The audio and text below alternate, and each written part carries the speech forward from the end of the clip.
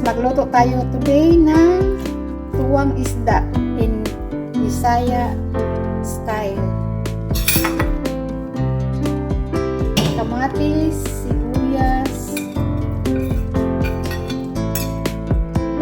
luya, at siling haba. Lagyan natin ng asin.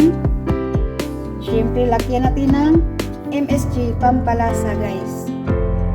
Takpan at pakuluan natin ang ating mixture.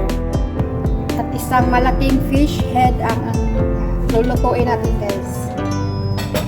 Kumukulo na ang ating sabaw. Lagay natin ang ating isda.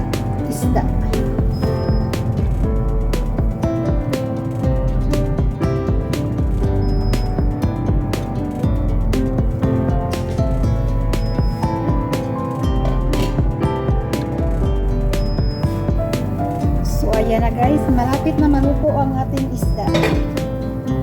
Wow, sarap nito.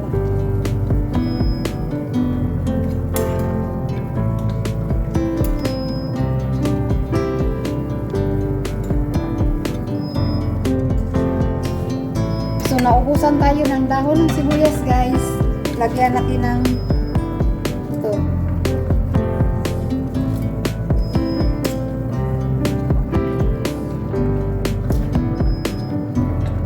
Chinese cabbage. Okay. Kain po tayo. Our ulam is ready guys.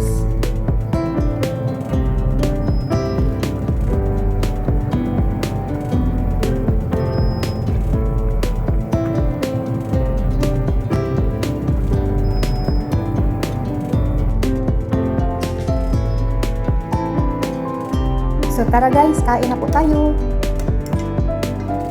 Ang sarap nito guys.